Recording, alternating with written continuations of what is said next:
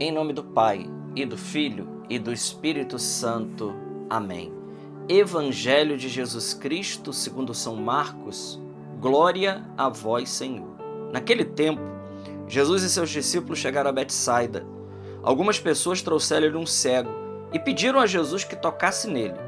Jesus pegou o cego pela mão, levou-o para fora do povoado, cuspiu nos olhos dele, pôs as mãos sobre ele e perguntou: estás vendo alguma coisa? O homem levantou os olhos e disse: estou vendo os homens, eles parecem árvores que andam. Então Jesus voltou a pôr as mãos sobre os olhos dele e ele passou a enxergar claramente. Ficou curado e enxergava todas as coisas com nitidez. Jesus mandou o homem ir para casa e lhe disse: não entres no povoado. Palavra da salvação. Glória a vós, Senhor.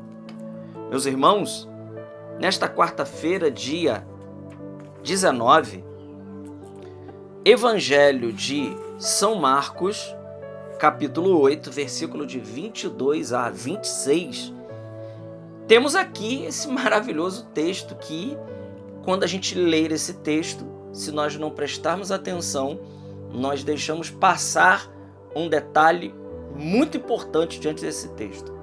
O texto diz que Jesus chegou a Betsaida e levaram até Jesus um cego, para que Jesus tocasse naquele cego e Jesus curasse o cego. Ora, Jesus já tinha curado os leprosos, Jesus já tinha realizado a ressurreição da filha de Jairo, a ressurreição do filho único da viúva de Naim. Jesus já tinha feito muitas coisas diante dos discípulos, diante de todas as pessoas. E em nenhuma dessas curas, em nenhum desses milagres que Jesus fez, Jesus precisou fazer isso duas vezes. Em todas as vezes, na menina, filha de Jairo, Jesus disse: Talita cum, eu te ordeno, levanta. E pronto, a menina ressuscitou. O filho da viúva de Naim, Jesus toca no esquife do caixão e diz: menino, eu te ordeno, levanta. E assim se fez. Com os 10 leprosos foi a mesma coisa. Com o surdo-mudo que Jesus cospe e cura aquele homem, foi imediato, instantâneo. A pergunta é: por que Jesus aqui faz uma cura em 2 etapas? Por que Jesus aqui faz uma cura em 2 etapas? E além das 2 etapas, ainda tem uma etapa preliminar para esse milagre acontecer na vida desse cego. Então, é uma etapa preliminar e Jesus faz uma cura em 2 etapas. A pergunta é: será que Jesus não tem poder, não tinha poder suficiente para simplesmente tocar no cego e ele ficar curado? Por que Jesus aqui tem que impor as mãos de novo nele? E aí sim o homem começa a ver as coisas nitidamente, claramente. Meus irmãos, esse texto é riquíssimo porque ele nos aprofunda num mistério maravilhoso da cura do Senhor na nossa vida. Primeira coisa, quando levaram o cego para Jesus, a primeira coisa que Jesus faz é tirar ele do meio do povo. É levar ele para um lugar à parte, né? Jesus então tira ele para fora da multidão. Então, a primeira coisa que nós precisamos para entrar na vida espiritual é se recolher com Jesus para um lugar afastado.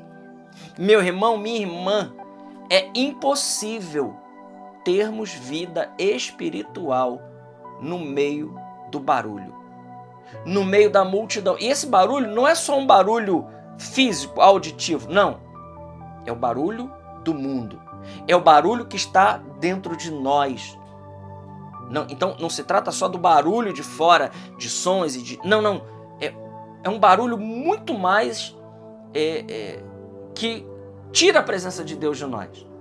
Quando nós paramos para poder rezar e que você busca o silêncio, você vê o quanto nós estamos cheios de barulho.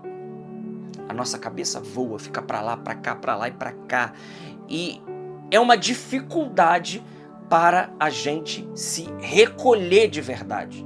É uma dificuldade enorme de nós, de fato, verdadeiramente, estarmos recolhidos.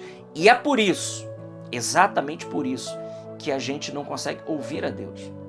Deus está falando. Ele continua falando, mas por que nós não estamos ouvindo? Nós não estamos ouvindo porque nós estamos no meio de uma rave, no meio de um barulho imenso, ensurdecedor, e que não nos deixa ouvir a Deus. Deus, ele continua falando, mas para que o milagre de Deus, e nós vamos ver aqui qual é o maior milagre que aquele cego recebeu de fato, é porque, primeira coisa, Jesus aqui, ele está fazendo um caminho. O caminho que ele fez com o cego é o caminho que ele está querendo fazer conosco, que estamos cegos para o mundo espiritual, que estamos cegos para a vida sobrenatural da graça, para a vida interior. O padre Jean-Baptiste Chantal, ele no seu livro, grande livro, maravilhoso, A Alma de Todo Apostolado, ele diz que a vida espiritual é a vida interior. E aprofundando isso, ele diz que o segredo da vida interior é a guarda do coração. Então veja, é um processo. Se eu não guardo o coração, eu não tenho vida interior.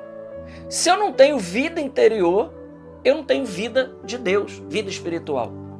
Então eu estou aí disperso, como esse cego no meio do mundo, no meio de uma multidão, no meio de um povoado, no meio de muita gente, no meio do barulho do mundo, no meio das influências do mundo, no meio de tantas coisas que invadem a minha vida, que me leva para cá, que me leva para lá, que atormenta o meu intelecto, que não me deixa parar para estar a sós com Jesus e começar de fato a ter vida interior. E aqui eu faço uma aspas no meio, e isso supõe também uma vida de amizade com Deus, uma vida em estado de graça, para poder ter essa vida interior.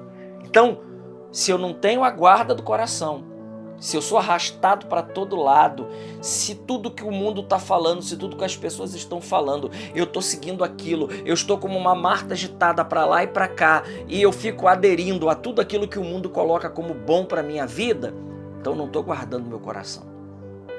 Eu não estou guardando, eu não estou fazendo a guarda do coração. E muitas vezes, amigos, nós esquecemos de quem nós somos.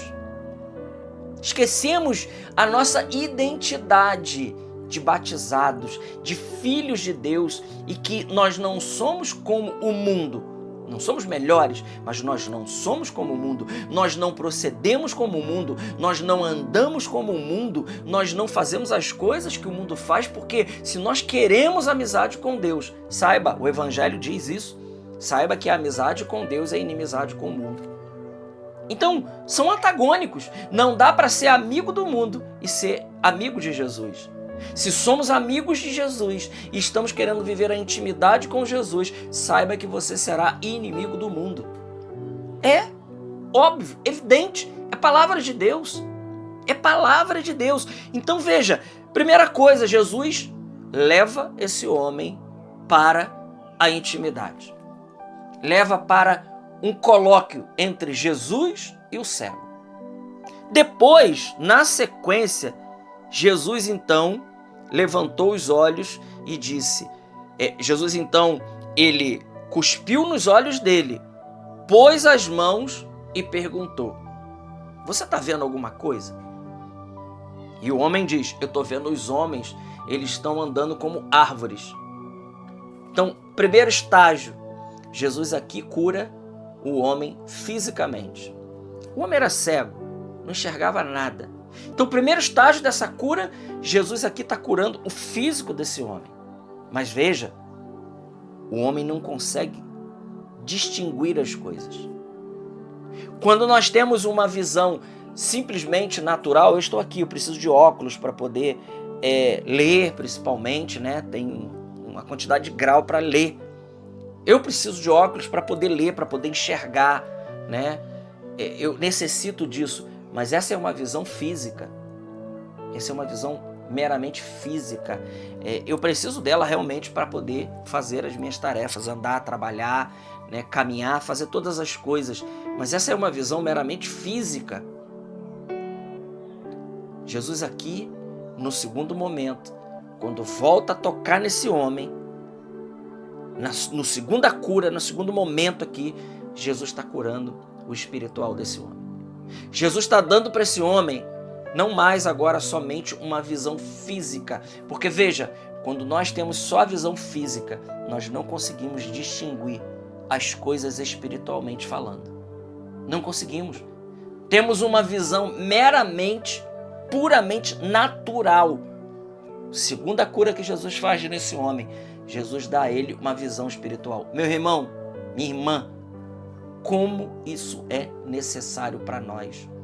Como isso nos faz falta ter uma visão espiritual. Jesus cura esse homem e pergunta para ele, e agora? Ele diz, agora eu estou enxergando claramente. Eu estou conseguindo discernir. Eu estou conseguindo discernir o bem e o mal. Eu estou conseguindo ver claramente as coisas como nós precisamos ver claramente. Porque essa visão espiritual é a que vai nos fazer distinguir e saber os ataques do maligno, saber quando a coisa é humana, saber quando a coisa é diabólica e saber quando é Deus. Discernir os três espíritos que nos movem.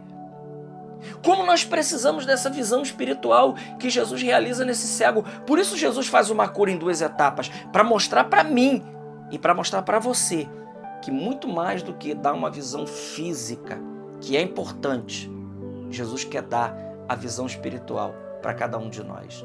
Glória ao Pai, ao Filho e ao Espírito Santo, como era no princípio, agora e sempre. Amém. Salve Maria Imaculada.